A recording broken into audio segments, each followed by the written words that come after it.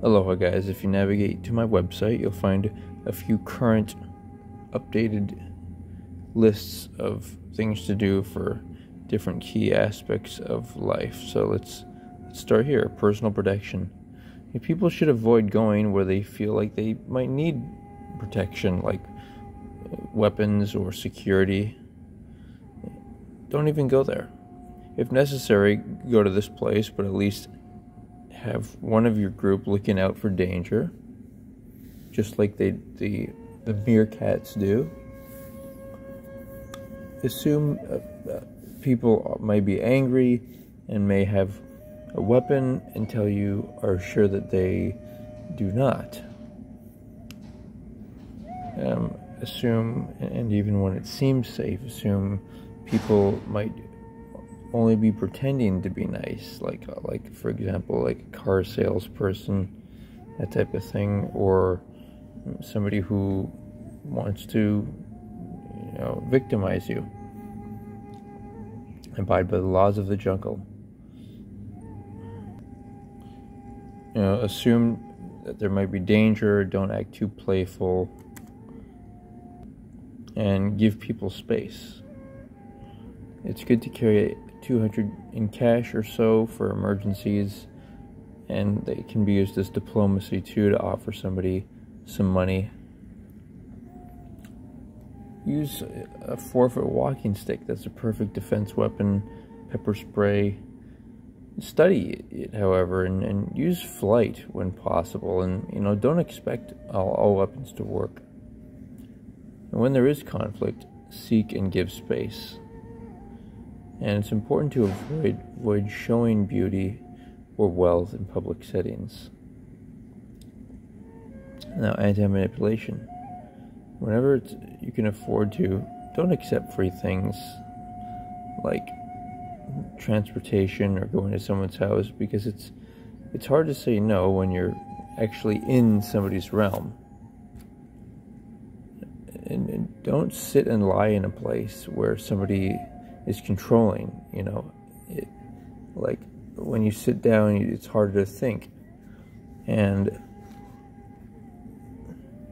now another thing is to assume that everyone, also yourself, has needs, sexual desires, and wants.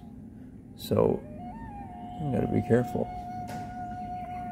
If you meet these essentials on your own, such as working, daily self-intimacy, exercising, doing creative activities, and self-help practices, you're not going to unconsciously or consciously want others to meet your essentials. Other people will want to take your money, your body, your time. So decide how you want to have a fair interaction with them, and save your body for your spouse. Live for your spouse. It will make it easier to say no to people, even if it's too hard to say no. Even if it's hard to say no.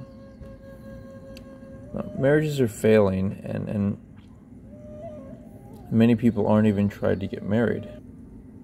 So it's basically self-control when you realize that about marriage, and then you realize the root problem is people don't know how to prepare for a strong marriage. When you're prepared and love yourself, you're gonna make better decisions about spouse selection, and this has to do with self-love and self-respect. And I've created a process to achieve self-love. Marriage is all about self-love, because when you're in love with yourself, you don't just engage with random people. You stay in the vibration of love, not lust or seduction.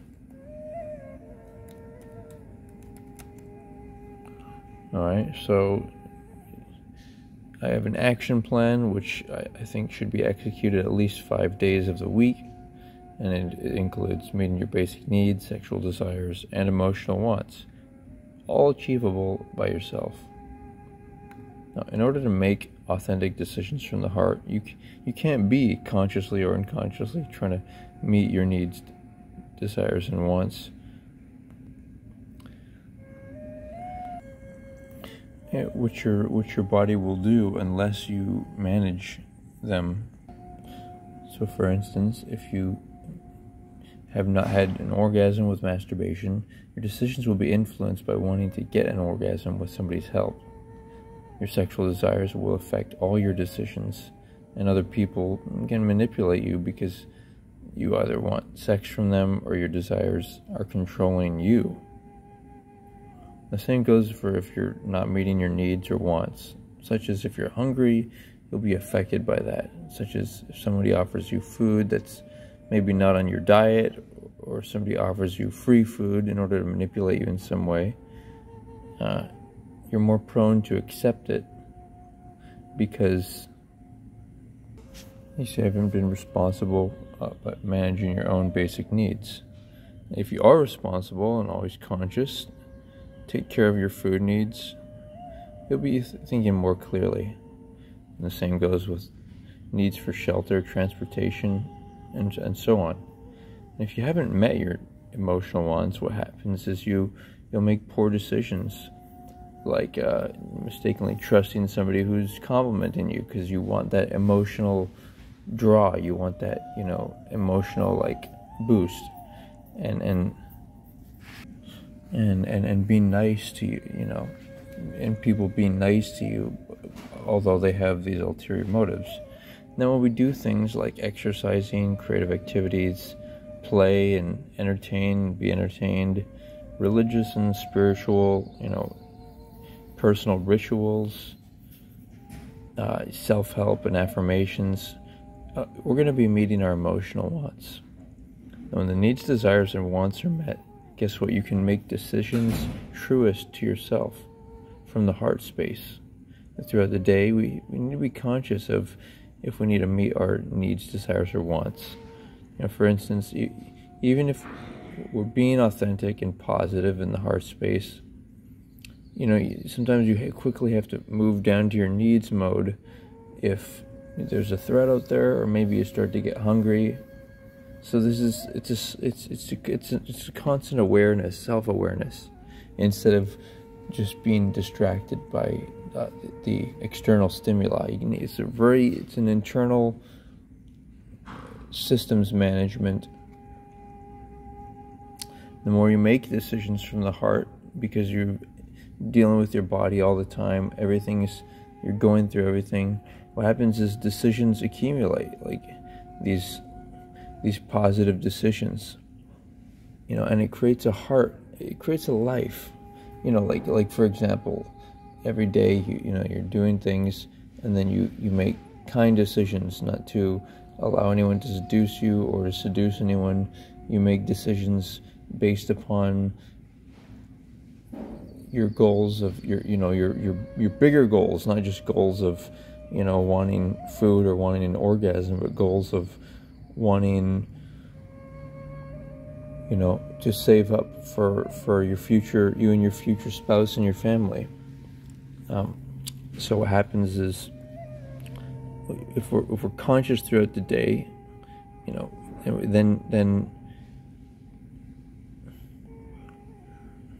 then you create a life that feels like yours, and filled with self-respect, self-control, and self-love. And this vibration, it people can feel it, and it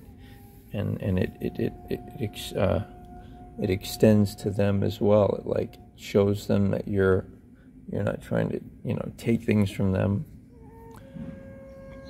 This is what is meant by, you can only love someone once you truly love yourself. You can't love somebody else until you love yourself. This puts you in control of your body. Makes it so you're not feeling like you need somebody else. And that'll allow you to make decisions about spouse selection as well. That's right. Not just needing or desiring or wanting someone from one, just because you're attracted, because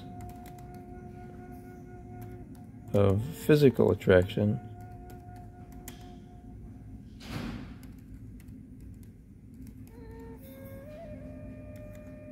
which is only a transactional relationship.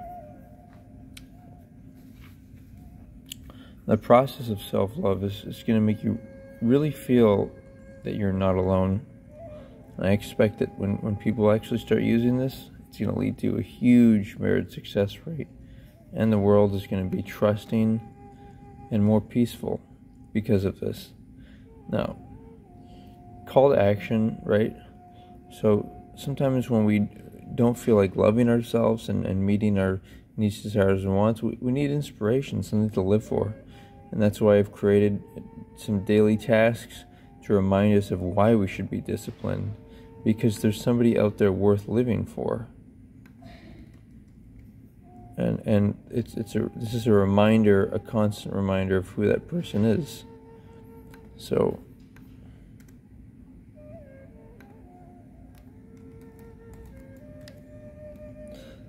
send a daily update to your future spouse to show them that you're actually getting closer to them. So here's an example of that. So I say, hi, this is your future husband, and my name, and then her having my last name, and then I say stuff I've done, that I've managed my desires, sexual desires, that I proudly wear my purity ring, and then I say how much I've saved up, and then I say I'm loving you. And I feel like this is going to completely change people's lives. And this is only one of the daily steps. Now, peace of mind, right? That's about how much in control you feel in your life. How much you feel like you're your own final authority. And just like in the past, how some men would rather die than call someone their king. Ask yourself, who are you labeling a higher authority above you? So, for example, instead of labeling somebody's father, aunt, grandmother, try labeling them as equals on their first name basis, and don't expect them to meet your financial or emotional needs. We can better love each other, be in the free. See, what love is about being in the frequency of love.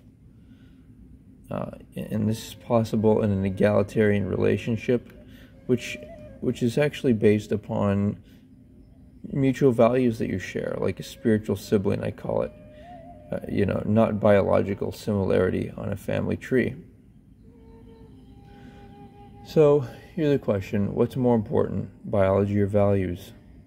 I'm thinking that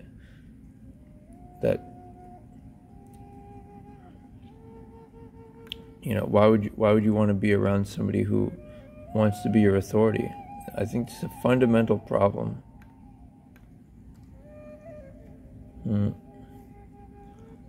Be sure not to take energy away. Let people take energy away, that all energy that could be used towards your future spouse, unless they're willing to have a healthy, fair exchange with you.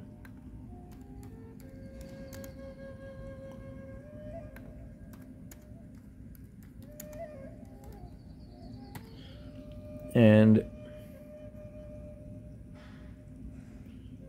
in terms of peace of mind, ask if there's anything, be it chemical or behavioral addictions, or that are affecting how healthy you are. Body is more valuable.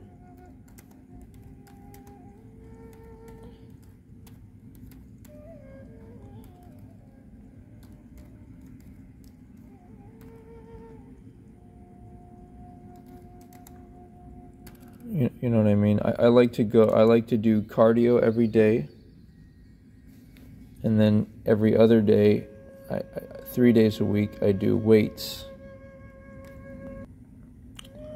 So question it, like, for example, I do 20 minutes of cardio 5 days a week, and 3 of those days I do weights. So find out some regimen that you can make a top priority for yourself. Are you putting your body first over your possessions. Basically, if you are willing to let go of people, places, or things, it's gonna allow you to adapt and seek peace. Next subject is manage children protection. Actually, I think I'm gonna do a part 2 here, so just tune in to part 2, please.